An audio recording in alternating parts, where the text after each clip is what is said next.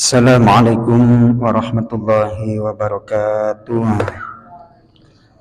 Bismillah, alhamdulillah, wassalatu wassalamu ala rasulillah wa ala alihi wa ashabihi wa mawalah, amma ba'du. Jemaah salat maghrib Masjid Nurul Ikhlas rahimakumullah, melanjutkan tema tentang taubat dari pembagian dosa.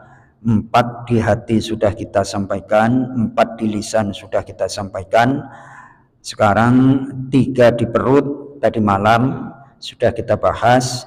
Yang selanjutnya adalah wasnani fil farji. Yang kedua adalah 2 dosa itu ada dalam kemaluan. Wahuma az-zina wal liwat. Yang pertama adalah zina wal liwat dan liwat. Liwat itu adalah pekerjaan kaumnya Nabi Lut alaihissalam, yakni sodomi. Jadi 2 itu adalah merupakan termasuk dosa besar yang ada pada kemaluan. Kemudian yang wasnatani fil yadaini, 2 dosa selanjutnya ada di kedua tangan. 2 dosa tersebut adalah al-qatlu was-sirqatu, membunuh dan mencuri. Kemudian bagaimana kalau kita enggak mengeksekusi tapi kita memerintahkan? Ya sama aja. Jadi eksekutor dan yang menyuruh itu adalah berserikat, bersekutu di dalam dosa. Kemudian wa wahidatun fir rijlaini, 1 dosa lagi ada pada kedua kaki. Bentuknya apa itu dosa dalam kedua kaki? Al-firaru minaz zahfi, yakni lari dari medan peperangan. Jadi lari dari medan perang itu adalah termasuk dosa besar. Kemudian yang satu lagi wa wahidatun fi jami'il jasadi, 1 dosa itu berada dalam seluruh anggota badan. 4, 8. Kemudian tambah 3, 11. Tambah 2, 13. Tambah 2 lagi 15. Tambah 1, 16. Tambah 1, yakni dosa terakhir. Wa wahidatun fi jami'il jasad, 1 dosa itu menyeluruh, dilakukan oleh anggota badan. Apa itu bentuknya? Wahia uququl walidain, adalah berani durhaka kepada kedua orang tua. Na'udzubillah tsumma na'udzubillah. Nah, di antara bentuk kedurhakaan itu adalah wa in sa'alahu hajatan fala yu'tihima. Apabila kedua orang tua meminta sesuatu tidak mau ngasih, nah, itu adalah bentuk kedurhakaan kepada orang tua. Kemudian wa yaju'ani fala yu'tihima, kedua orang tua lapar tapi enggak mau ngasih makan. Dan bentuk-bentuk kedurhakaan kepada orang tua tentunya adalah banyak sekali, sampai-sampai minimal jangan ketika kita dikasih tahu oleh orang tua, wala taqul lahuma uff, jangan engkau katakan kepada orang tua, seandainya nasihat mereka enggak cocok untuk dirimu, jangan katakan uff, jangan katakan ah. Itu aja merupakan dosa besar. Kenapa demikian?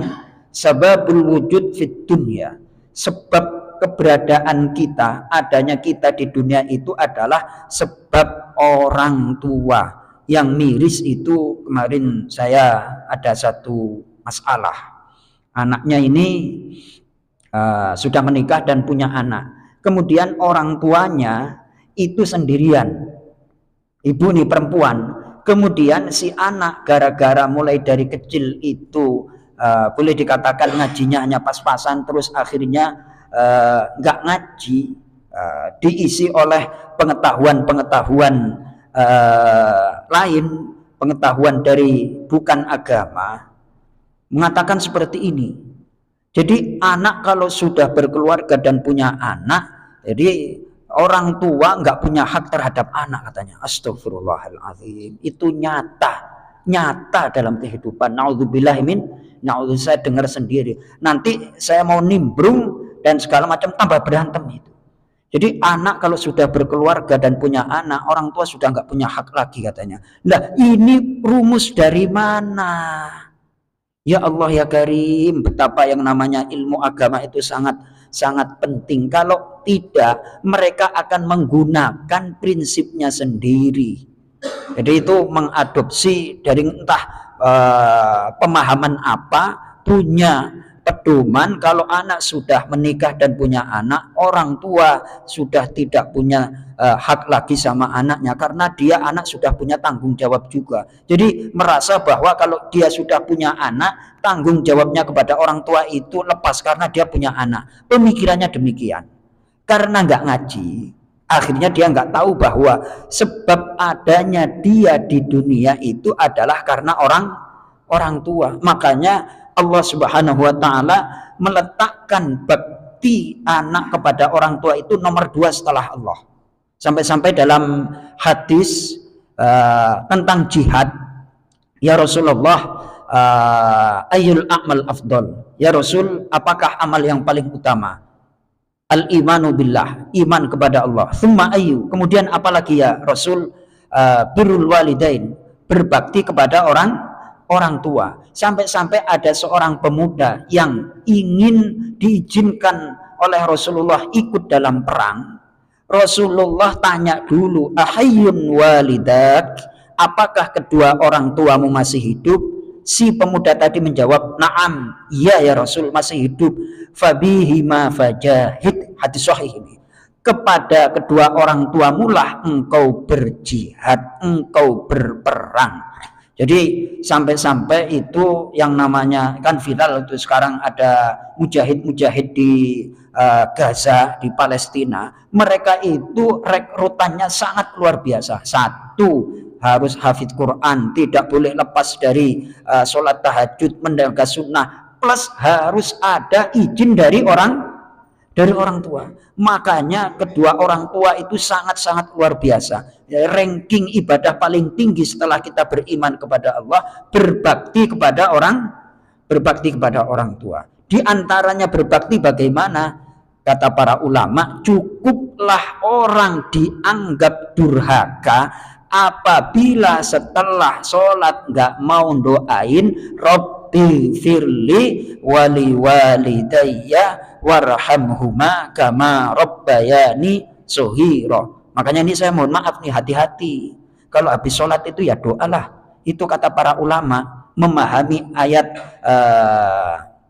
kepada orang tuamu lah kamu berbakti. Lah kita nggak ngasih duit, nggak ngasih apa-apa, masa habis sholat nggak doain? Ya Allah ya Karim, ya Allah ampuni kedua orang tuaku. Itu dalam hadis ini tafsir Ibnu Katsir saya sampaikan, ketika kita mohonkan ampun kepada orang tua, Rabbighfirli wali walidayya, itu derajat orang tua kita naik, Pak.